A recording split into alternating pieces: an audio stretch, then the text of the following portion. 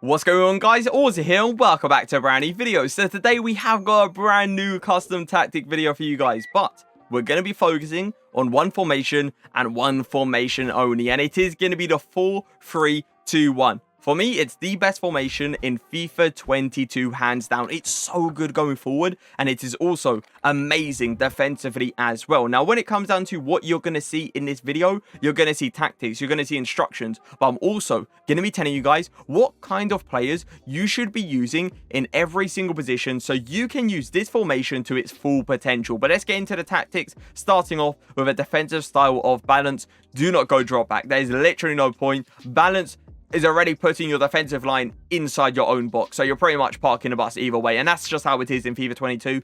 If you put it on balance, if you put it on drop back, it's park the bus. That's just how EA actually did it. We have to deal with it for now. It is what it is. So when it comes down to the width, you are going to have on 45. When it comes down to the depth, you are going to have it on 50.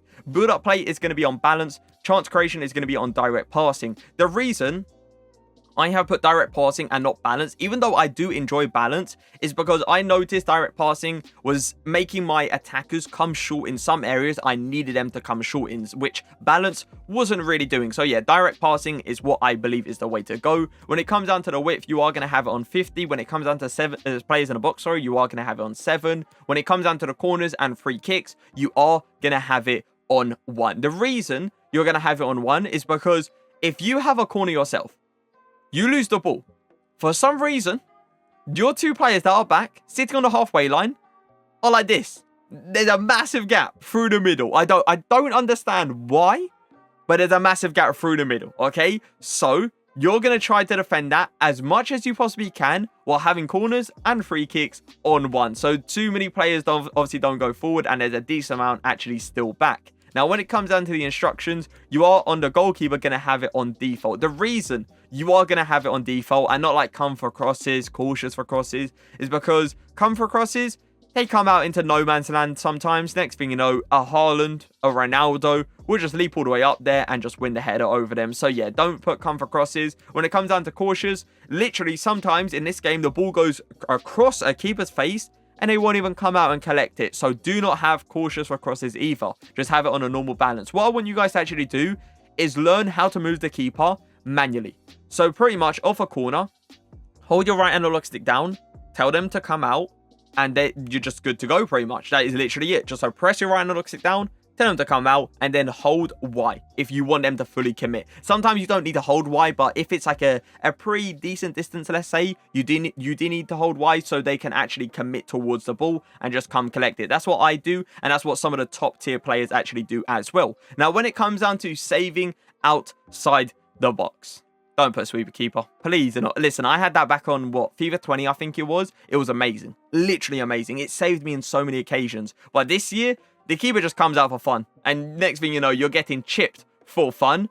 And you're conceding for fun. So yeah, don't have anything on a keeper. Just have it on default. Now, when it comes down to your centre backs, you are going to have a stay back while attacking. So aka default, don't put aggressive interceptions. They come out in terrible areas and just make a gap through your defensive line. Next thing you know, a through ball is going and you're pretty much conceding. And the same thing for step up. Step up is a thing I believe they added this year. Terrible again. No point of doing it. They step up in the worst occasions. The next thing you know, gap in the defensive line, and you have conceded. In the centre-back positions, by the way, you're just going to have your normal centre-backs. Nothing special. Make sure they've got a good enough pace. Make sure they're good at tackling. And make sure they got an okay physicality as well. They don't need to be good on the ball. They don't need to have a good passing ability either, because your middle centre mid and your left back and right back are always going to be next to them, giving them passing options either way. Now, when it comes on to our fullbacks, we are going to have stay back while attacking, overlap. Both of them. Make sure you have that overlap on, because in this formation,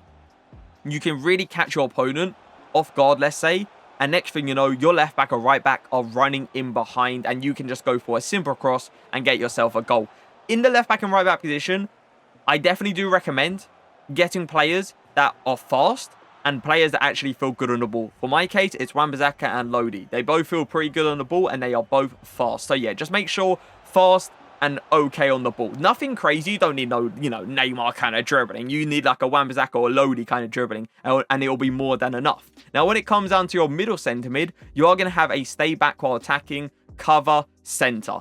please have stay back, car attack, and cover center. If you don't, they're pretty much going to be against your defensive line every single time. The reason I've got stay back, car attacking on Valverde, aka my middle center mid, is because he's pretty much acting like my CDM. My CDM that is going to sit back. He's not going to go forward. He may be giving me some passing options going forward, which is perfectly fine. But if you go forward with him, you will get counter-attacked very easily. Please do not do it. You will struggle on defense. 100% you will. Now, when it comes down to your left center mid and right center mid, there's two ways of going through this, okay?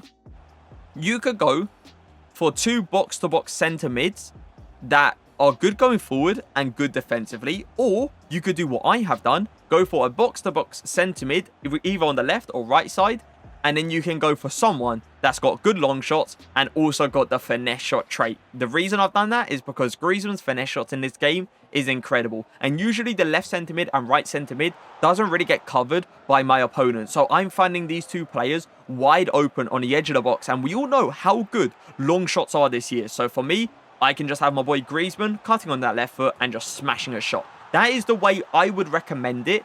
But if you want to go for two box-to-box center mids, you can go ahead and do it. It will work perfect. So yeah, when it comes down to the instructions, we are going to just have a cover center on left center mid and right center mid. Do not have stay back while attacking. Otherwise, this formation really won't work too well going forward. Now, when it comes down to your left forward and right forward, we are going to have a stay central, stay forward.